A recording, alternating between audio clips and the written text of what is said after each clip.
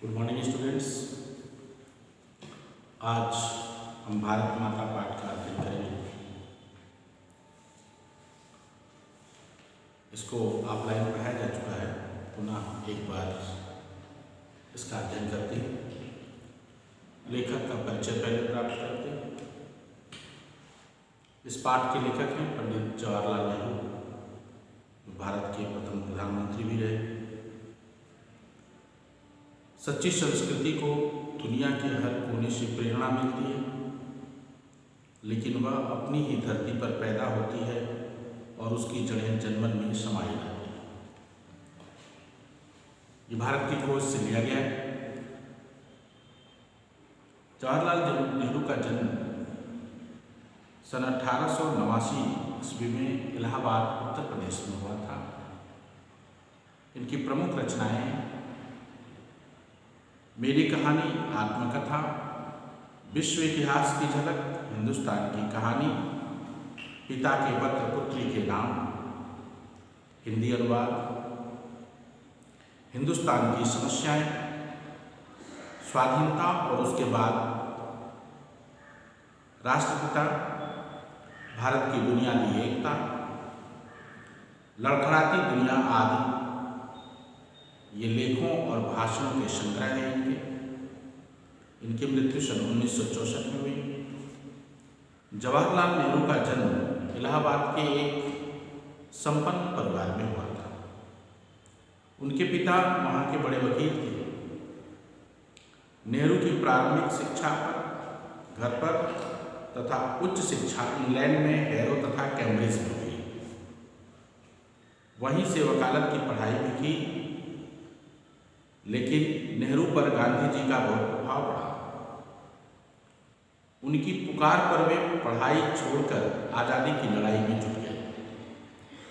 आगे चलकर सन 1929 में भारतीय राष्ट्रीय कांग्रेस के लाहौर अधिवेशन के अध्यक्ष बने और पूर्ण स्वतंत्रता की मांग की। नेहरू का झुकाव समाजवाद की ओर भी रहा।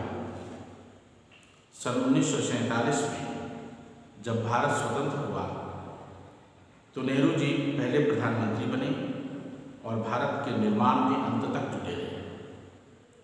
उन्होंने देश के विकास के लिए कई योजनाएं बनाई, जिनमें आर्थिक और औद्योगिक प्रगति तथा वैज्ञानिक अनुसंधान से लेकर साहित्य, कला, संस्कृति आदि क्षेत्र शामिल थे।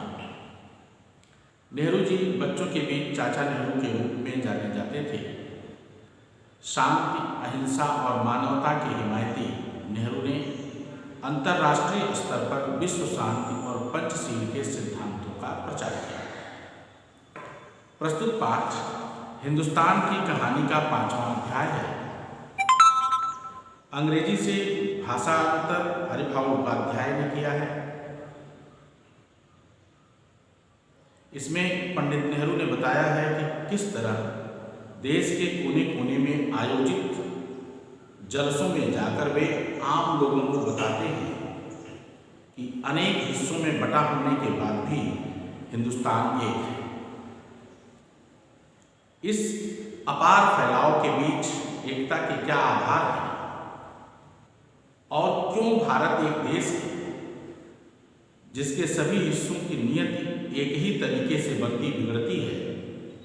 यही पूरे पाठ की विषय वस्तु है। इसी क्रम में पंडित नेहरू ने भारत माता शब्द पर भी विचार किया है और उनका निष्कर्ष है कि भारत माता की जय का मतलब है यहाँ के करोड़ों करोड़ लोगों की जय। कहने की जरूरत नहीं है कि अपने छोटे आकार के बावजूद लेख का कथ्य अत्यंत विराट और प्रस्तुतिकरण पैना है। भारत माता।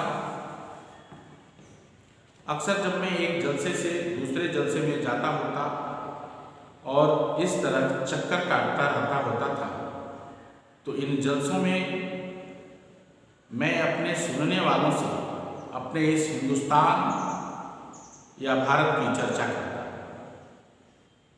भारत एक संस्कृत शब्द है और इस जाट के परंपरागत संस्थापक के नाम से निकला हुआ है।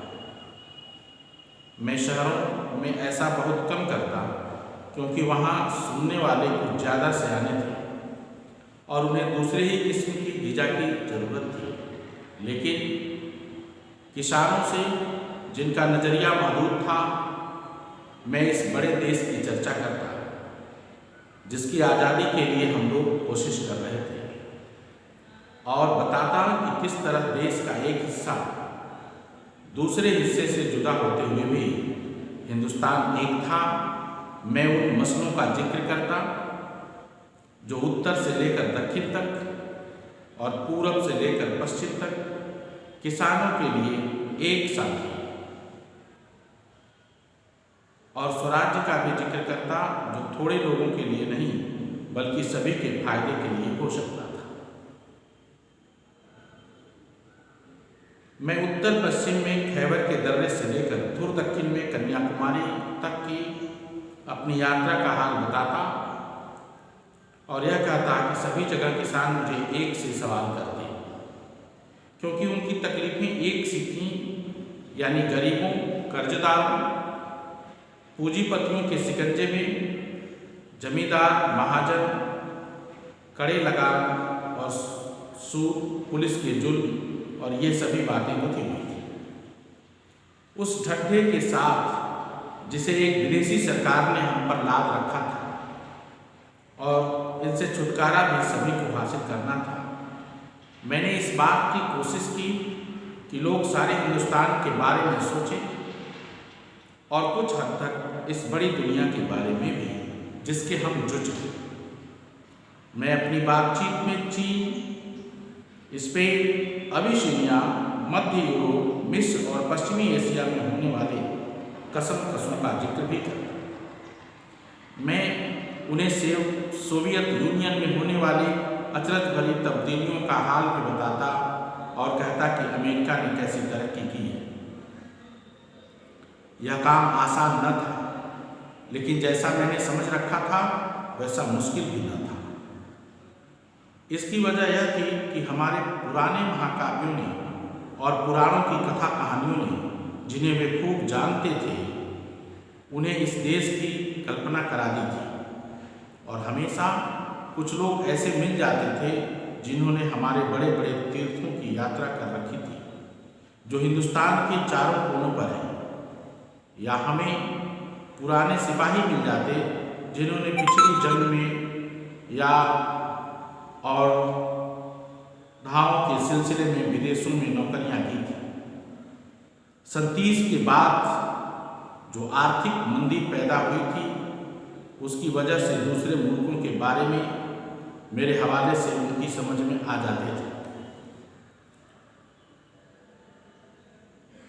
कभी ऐसा भी होता कि जब मैं किसी जलसे में पहुंचता तो मेरा स्वागत भारत माता की जैसे इस नारे से जोर के साथ जोर से इनका स्वागत होता था। मैं लोगों से अचानक पूछ बैठता कि इस नारे का उनका क्या मतलब है। यानी इस पाठ में पंडित नेहरू ये बताते हैं कि जब वो एक जलसे से दूसरे जलसे में जाते थे और उसमें अपने भारत की चर्चा करते थे, चूंकि एक संस्कृत शब्द है,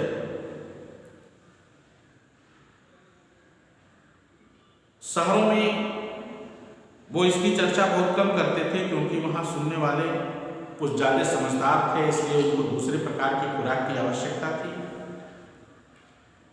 दूसरे प्रकार के भाषण की आवश्यकता थी। लेकिन किसानों से वे इस बड़े देश की चर्चा करते जिसकी आज़ादी के लिए सब लोग कोशिश कर रहे थे। वो बताते कि किस तरह से देश का हिस्सा एक दूसरे से जुदा होते हुए भी हिंदुस्तान एक था। वह लोगों को ये बात समझाते थे कि किस तरह से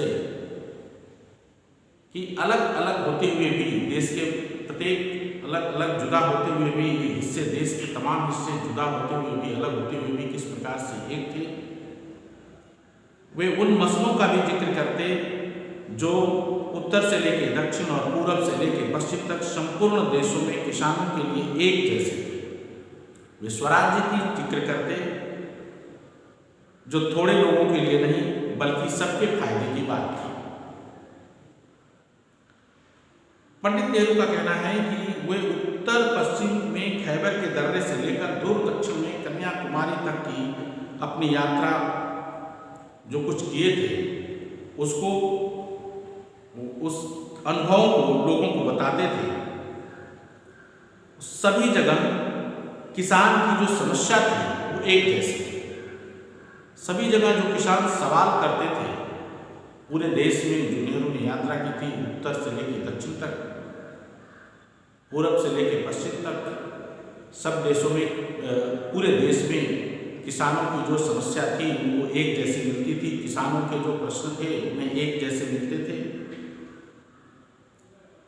कहने का मतलब यह है कि सब जगह किसान जो थे वो गरीबी में, कर्जदारों, पूंजीपतियों के शिकंजे या जमींदार महाजन के कड़े लगाम और सूद तथा पुलिस के जुल्म, और ये सभी बातें जो उठी हुई थी ये किसानों के ऊपर एक बोझ के समान उस सरकार के द्वारा डाली गई थी जो हम पर हुकूमत कर रही थी, विदेशी सरकार थी। उस सरकार द्वारा एक बोझ के रूप में ये सारी चीज़ें किसानों के ऊपर थोपी गई थी जो संपूर्ण देश में लगभग एक जैसी थी। वो अपनी बातचीत में ये बताने की कोशिश करते कि कैसे हमें इस विदेशी सरकार से छुटकारा पाना है, कैसे हम अपने स्वराज को हासिल करना है। वो इस बात को बताने की भी कोशिश करते हैं कि सारे हिंदुस्तान के बारे में हम सोचें और कुछ हद तक संपूर्ण दुनिया के बारे में, पूरे विश्व के बारे में भी विचार करें, जिसके हम एक जुज हैं, जिसके हम एक पार्ट हैं, जिसके हम एक खंड हैं, एक भाग हैं। अपनी बातचीत में वे चीन, स्पेन, अबिसिनिया, मध्य यूरोप, मिस्र और पश्चिमी एशिया में होने वाले तमाम सारी बातों का जिक्र भी करते थे। उन्हें सोवियत यूनियन में होने वाली अचरज भरी तब्दीलियों, परिवर्तनों के बारे में भी बताते थे। अमेरिका ने कैसी तरक्की की है इस बारे में भी बताते थे। यह काम इतना आसान नहीं था, लोगों को ये सारी बातें समझा पाना इतना आसान नहीं था, लेकिन पंडित नेहरू का कहना है कि वो उतना मुश्किल भी नहीं था, उतना कठिन भी नहीं था, उतना दुरूह भी नहीं था जितना उसको उन्होंने समझ रखा था।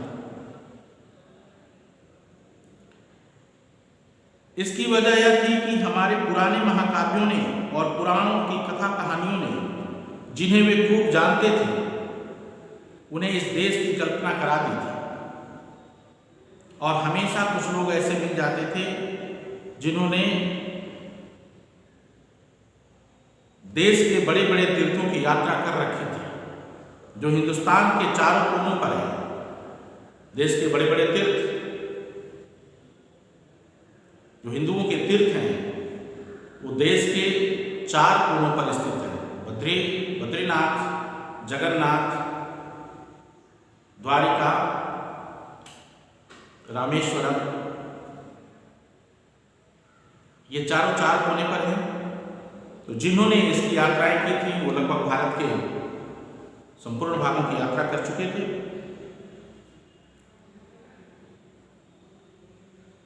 या पुराने सिपाही मिल जाते थे पंडित नेहरू को, जिन्होंने पिछली जंग में यानी पिछले युद्ध में या और किन्हीं बातों के सिलसिलों में विदेशों में नौकरियां की थी। 37 के बाद जो पूरे संसार में आर्थिक मंदी का समय आया, उसकी वजह से दूसरे देशों के बारे में भी इनके हवाले से उनको समझाया जाता था। कभी कभी ऐसा भी होता था कि जब किसी सभा में, किसी जलसे में पंडित नेहरू पहुंचते तो भारत माता की जय से उनका स्वागत किया जाता। इस भारत माता की जय के नारे के साथ जब उनका स्वागत किया जाता था बड़े जोर शोर से, तो वे लोगों से अचानक पूछ बैठते थे कि इस भारत माता की जय का क्या मतलब है। यह भारत माता कौन है जिसकी वे जय चाहते हैं? उनके इस सवाल से लोगों को, किसानों को बड़ा कुतूहल होता और ताज्जुब भी होता, आश्चर्य भी होता था, और वो कुछ जवाब न दे पाते थे। और जब कुछ जवाब नहीं दे पाते थे तो एक दूसरे की तरफ देखने लग जाते थे। नेहरू जी द्वारा सवाल किया जाता, पूछा जाता, आखिर एक हट्टे कट्टे जवान ने, एक हट्टे कट्टे जाट ने, जो कि अनेक पीढ़ियों से, अनगिनत पीढ़ियों से किसानी करता आया था, उसने जवाब दिया कि भारत माता से उनका मतलब धरती से है। भारत माता से जो मतलब है उनका वो धरती से है। फिर कौन सी धरती? तो नेहरू प्रश्न करते, कौन सी धरती? खास उनके गांव की धरती, या जिले की धरती, या जिस प्रदेश में रहते हैं उस प्रदेश की धरती, या सारे हिंदुस्तान की धरती?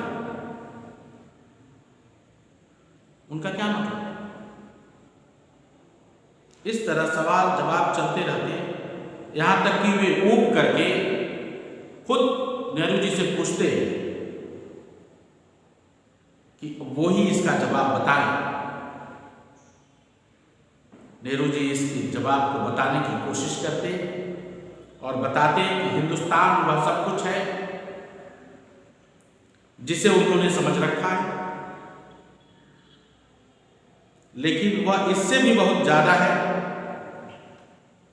हिंदुस्तान के नदी और पहाड़, जंगल और खेत जो हमें अन्न देते हैं, ये सभी हमें अजीज हैं, ये सभी हमें प्यारे हैं, लेकिन आखिरकार जिनकी गिनती है वे हिंदुस्तान के लोग, उनके और मेरे जैसे लोग, अर्थात उनके और किसान और नेहरू जी जैसे लोग जो इस सारे देश में फैले हुए हैं।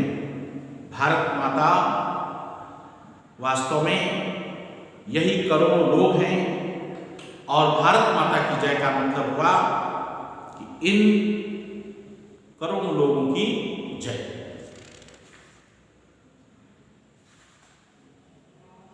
फिर नेहरू जी उनसे कहते कि तुम इस भारत माता के एक अंश हो, एक तरह से तुम ही भारत माता हो। और जैसे जैसे उनके मन में ये विचार स्थिर होते जाते, उनके मन में ये विचार बैठते जाते, मतलब उनके मन में ये विचार स्थिर होते जाते, तब उनकी आंखों में एक चमक आ जाती, इस तरह मानो उन्होंने कोई बड़ी खोज कर ली हो। इन्हीं शब्दों के साथ ये पाठ समाप्त हुआ। पुनः एक्सरसाइज अगले वीडियो में।